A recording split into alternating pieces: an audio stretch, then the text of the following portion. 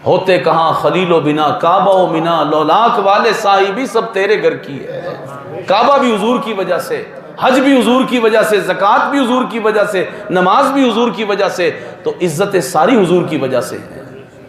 इज्जत का मयार सिर्फ एक ही है अल्लाह के यहाँ। अल्लाह जिसको जो भी देता है वो हुजूर का चेहरा मुबारक देख के देता है। जो हुजूर से जितनी वफा करेगा अल्लाह उसको ऐसी इज्जत देगा, अल्लाह उसको ऐसी इज्जत देगा।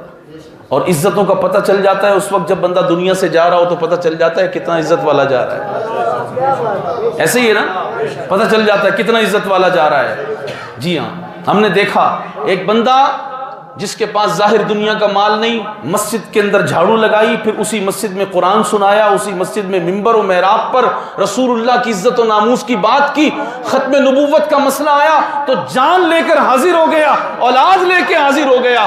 जिंदगी के चंद साल थे वो वफाए रसूल में गुजारे।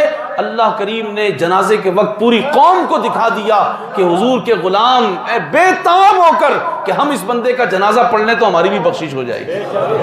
अल्लामा खादिम हुसैन रिजवी, अल्लामा, उनकी तहरीक का सिर्फ एक ही पैगाम है कि रसूलुल्लाह से वफा करनी है। हर एक का अपना अपना मोटो है, हर एक के पास अपना अपना मंशूर है। हमारे पास एक ही मंशूर है कि हमने हुजूर से वफा करनी है। आप सबसे पूछ रहा हूं, सब मंशूर पसंद आया आपको? हमने क्या करना है? सारे बोले ना, हमने क्या करना है? हमने हुजूर से वफा करनी है। बस ये नारा हमने लगाया है और इस नारे का नतीजा ये हुआ कि हुजूर के गुलाम अल्हम्दुलिल्लाह पूरी दुनिया से इस वक्त यही चाहते हैं कि हम हुजूर से वफा के लिए इस काफिले में शामिल हो जाएं। हाँ, जालिम हुक्मरान नहीं चाहते। उन्होंने क्या किया, आखिरी बात कर रहा हूं, उन्होंने क्या किया कि अल्लामा खादिम हुसैन रिजवी के बेटे ने यही नारा लगाया कि हुजूर से वफा करो, गुस्ताखे रसूल मुल्क का सफीर निकाल दो। उन्होंने उठाकर अल्लामा साद रिजवी साहब को जेल में बंद कर दिया। मुझे बताइए, इस बात पर जेल होती थी? उनको जेल में बंद किया, सिर्फ जेल में बंद नहीं किया, काल कोठड़ी में बंद कर दिया। लेकिन ये इनकी भूल है। ये रसूलुल्लाह के गुलामों का तरीका है कि वो हक बात कह के जेल में चले जाते हैं, कैदो बंद की सऊबतें बर्दाश्त करते हैं। वहां कुछ नजर नहीं आ रहा जिस जगह उनको रखा गया है, और इतनी जगह है कि बस बंदा बमुश्किल लेट सकता है, और मुलाकात पे पाबंदी है, कोई मिलने नहीं आ सकता। लेकिन आपको एक बड़े मजे की बात बता दूं, हुकूमत ने पूरी कोशिश की है कि साद हुसैन रिजवी से कोई मुलाकात ना कर ले, उसको हालात ना बता दे, और हम जो कुछ इस्लाम के खिलाफ गुस्ताखे रसूल को रिहा करना है कर दें, और यहूदो नसारा की जो माननी है मान ले।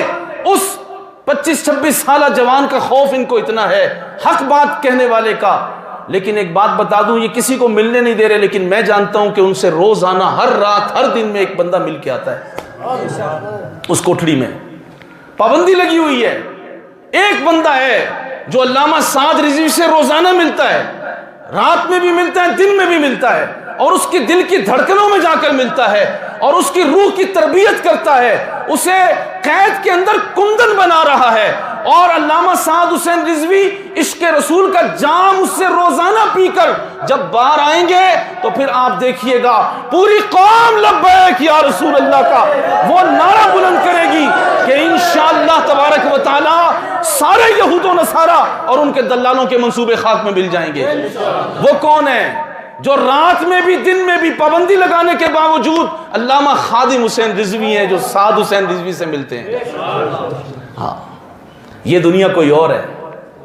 तुम पाबंदी लगा सकते हो दीवारें चुनकर, मगर रूह की दुनिया, दिल की दुनिया, वो हुजूर के कदमों से नूर जो फूटता है, जो हुजूर से वफा करते हैं, उनके लिए फिर कुछ पाबंदियां नहीं होती।